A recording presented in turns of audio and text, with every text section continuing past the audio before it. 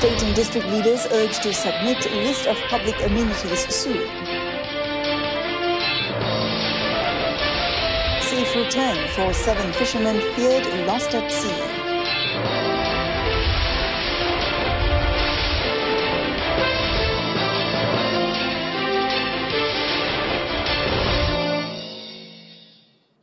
Hello and good evening. I'm Mohana Priya. Welcome to News on 2. The Ministry of Rural and Regional Development has urged state and district leaders to submit the list of public amenities to the ministry by mid-January. The amenities include streetlights, repairing and painting of fences of surau, and repairing small roads in villages. According to Minister Datuk Sri Ismail Sabri Yaakob, he requests the leaders at parliamentary level to send the list because they know which villages are in need of amenities. All the lists must reach the ministry by the middle of January 2018. Semua lampu jalan kampung di kawasan kampung tidak termasuk Pelda di kawasan kampung ditanggung sepenuh bilnya oleh kerajaan. Sehingga hari ini kerajaan berbelanja sebanyak 70 juta ringgit untuk membayar bil lampu jalan kampung. Datuk Sri Ismail told reporters after attending the Terengganu Village street lighting program at Kampung Kesung Futsal Court at Teluk Pasu in Kuala Nerus. He advised local leaders, especially members of the Village Development and Security Committee, JKKK, not to worry about applying for VSL as the electricity bills were fully borne by the government.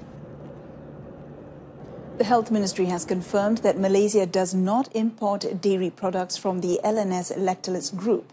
The French company had recalled the major product from the international market because of fears of salmonella contamination following 26 cases of children falling sick in France. According to the Health Ministry's Senior Director of Food Safety and Quality, Noraini Mohammad Othman, the ministry had received confirmation from the International Food Safety Authorities Network and the French Embassy in Malaysia. As a precautionary measure, the ministry had earlier banned the import of all the company's products since December 11. Consumers with questions regarding the ban are advised to contact the nearest district health office or state health department. The national-level Christmas open house celebration will be held in Malacca tomorrow night. There will be numerous performances to showcase the rich cultural diversity of the state, which hosted the same event in 2015. To find out more about the celebration, which is expected to gather about 10,000 people, we now take you live to Dataran Pahlawan in Banda Hilir with Tasnim Faisal Mirangkuti. Tasnim?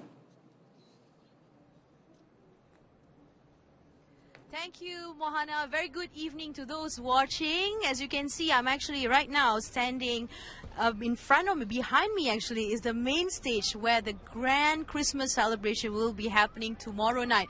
And just so that you know, this is the second time it's being held in the historical city Malacca.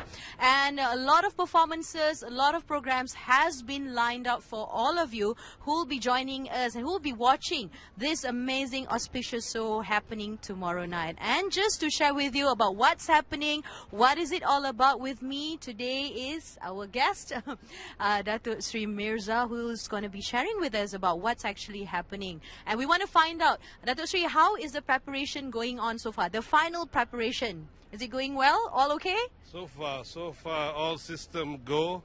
Everything is in place, and we are very thankful for all the people who are involved, particularly the authorities that has given us, very good cooperation. Also the weather. And then we are all set for the rehearsal tonight at about shortly after Maghrib at 7:30. And we are ready for a splendid super show tomorrow. Yes, it is going to be a grand Christmas celebration actually. Okay, maybe you can share with us about what's happening tomorrow. From what I understand, it will kickstart in the afternoon, beginning from 2 p.m. and there's going to be a lot of shows, activities going on. Probably you can share with us on the program tomorrow? Yes, on top of what we saw in the past, this time we're going to see a whole day program. We'll start everything from as early as 11 o'clock in the morning. We have exhibition. We have some 20 booth lineup giving information all about the ministry and our agencies, and also some of the establishment in Malacca that relates to tourism. You'll be able to see some handicraft, learn something about how tourism operates in the country. And shortly after lunch at 2 o'clock, we'll start our pocket shows right here on the main stage, one after another. Wow. And as we build up towards the later part of the evening, and shortly after Maghrib, around 7:30, we will have the actual Jamuan Rakyat, Okay. or the fiesta, for food.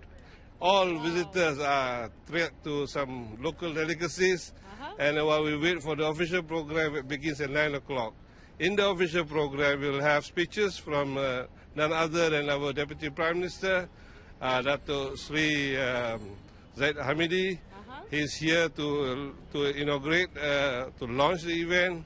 And we also have speeches from a representative from the Malacca State.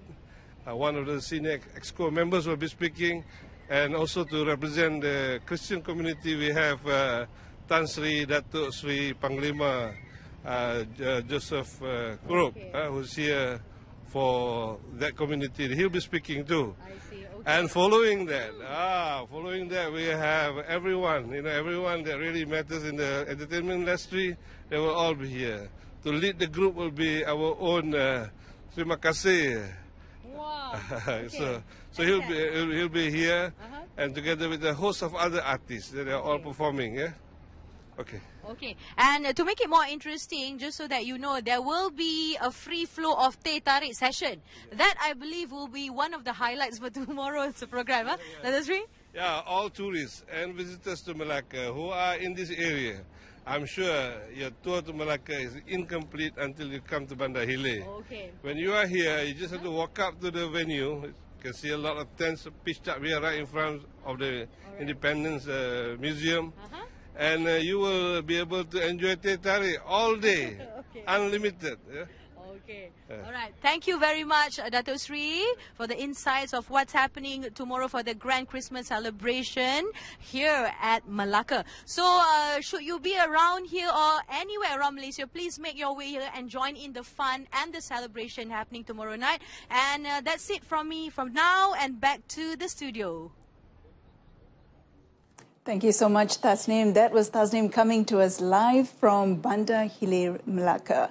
News on 2 will be right back. Stay with us. On December 23rd, it returned to shore safely yesterday evening, bringing much relief to their families in Pulau Gaya, Kota Kinabalu. According to skipper Husni Kamsi, 48, their boat was hit by strong winds and huge waves at sea, and the vessel drifted to 97 nautical miles off northwest Labuan. The 6 other fishermen are Mulbin, 54, Romil, 32, Dadit, 23, Jopre, 21, April, 18, and Al-Qadre, 15. Husni said the boat was half full of water and almost sank, but the fishermen quickly tied empty tanks to its side to keep it afloat. They started their journey back to Pulau Gaya early yesterday and reached the Pulau Gaya jetty at about 7 p.m. All of them are safe, but in weak condition. An ANC search was mounted in the afternoon of December 24th after the boat was reported missing. The amended Malaysian Border Security Agency Act 2017, which secures the Malaysian land border against any smuggling activities, will be fully effective on December 29th. According to a statement from the Home Ministry, the Act only comes into operation on a date appointed by its Minister, Dato' Sri Dr. Ahmad Zaid Hamidi, by notification in the Gazette, as stated in Section 1, Subsection 2 of the Malaysian Border Security Agency Act 2017. Under the amendment, an agency will be established by the name of the Malaysian Border Security Agency. The agency shall, subject to the Act, be employed at the Malaysian land border for securing any smuggling activities or any illegal activities at the Malaysian land border. Among other functions of the agency are to make recommendations on matters relating to Malaysian land border security, to monitor any smuggling activities or other illegal activities, and generally to perform any other function for ensuring Malaysian land border security and well-being.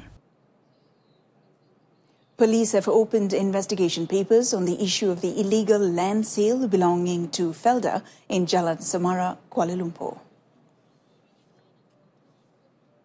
Deputy Inspector General of Police Tan Sri Nur Rashid Ibrahim, in confirming this, said they are currently in touch with the complainant and several other individuals to help in investigations. He, however, said so far they have yet to record any statement from the individuals involved. The case is being handled by the Bukit Aman Commercial Crime Investigation Department and is investigated under Section 420 and Section 471 of the Penal Code, which deals with cheating and dishonestly inducing delivery of property or dishonestly uses as genuine any document which he knows or has reason to believe to be a forged document. Felda is at risk of losing rights to the 6.72 hectares of land comprising 4 parcels worth 270 million ringgit located in the strategic Jalan Semara, which were transferred between 2015 and 2016. Langkawi police have arrested a Thai national for possession of drugs, 3 men for driving under the influence, and issued 70 summonses for various offences during Ops Samsing Jalanan and Ops Mabok operations last night. According to Langkawi Investigation and Traffic Chief ASP Ahmad Shukri Ramli, the 39-year-old Thai man was arrested under Section 12, Subsection 2 of the Dangerous Drugs Act 1952 for possession of shabu. A 21-year-old local man was charged under Section 39A of the same act after he tested positive for the drug methamphetamine. 3 other men aged between 29 and 48 were detained for driving under the influence during the 4-hour operation along Jalan Klebang. 70 summonses were issued, while 12 motorcycles and 2 cars were seized for various offences and sent to the Langkawi police station for further investigations. The joint operations, which began from midnight until 4 a.m., involved 23 police personnel and 3 officers from the Langkawi Traffic Police Station and the Kedah Police Contingent. 3 men have been fined at the Sungai Petani Magistrates Court for possessing illicit cigarettes and liquor, which had yet to receive approvals from the Customs Department. The men pleaded guilty when they were separately charged with the offences before Magistrate Adibah Husna Zainal Abidin. Abdul Rahim Rahman, 49, from Kuala Muda, was fined 8,500 ringgit 80 sen in default of 6 months jail for possessing 10,132 cigarette sticks of various brands worth about 805 ringgit on September 18. Ang Hua Hock, 23, from Bedong, was fined 2,000 ringgit in default of 4 months jail for possessing 2,360 cigarette sticks worth 184 ringgit 40 sen on August 4th last year. Meanwhile, Kumaguru, 26, was fined 10,073 ringgit 30 sen in default of 6 months jail for possessing 40 bottles and 268 cans of liquor worth about 5,036 ringgit on March 25th last year. Their offences were committed under Section 135, Subsection 1D of the Customs Act 1967. All 3 men paid their fines. The case was prosecuted by Customs Department Prosecuting Officer Fatin Ilani Jafar and Karti Gasidavel Deva Raju. A motorcyclist died after the bike he was riding plunged into a drainage and irrigation system manhole under maintenance near Padang Merdeka in Kuching this morning. Sarawak Traffic Police Deputy Chief DSP Bingkok John confirmed the accident. The Sarawak Fire and Rescue Department was summoned at 7:23 a.m. and it deployed 13 firefighters from the Padungan Fire and Rescue Station to the scene. The victim, 29-year-old Dina Zulkarnain Asan, was removed from the manhole by firefighters but was pronounced dead by medical personnel at a hospital. Meanwhile, in Kluang, Johor, a motorcyclist died on the spot after his body was dragged by a trailer along kilometre 96 Jalan Batu Pahat Mersing near Kampung Sri Lukut. Kluang District Police Chief ACP Mohammad Laham said the incident took place at around 5:30 a.m. when 49-year-old Shamsuddin Sibun fell from his motorcycle. The victim was riding to Pekan Kahang when the mishap occurred. Initial investigations showed that he was trying to avoid a pothole on the dark road, which was wet. ACP Mohammed said the trailer was driven by a 44-year-old man heading from Kuantan to Kluang, adding that the driver tried to avoid the victim. The driver then pulled over at the road shoulder to inspect his vehicle and found that the victim was underneath the vehicle. The case is being investigated under Section 41, Subsection 1 of the Road Transport Act 1987. Electricity tariff rates in Peninsular Malaysia unchanged till 2020. You're watching News on 2.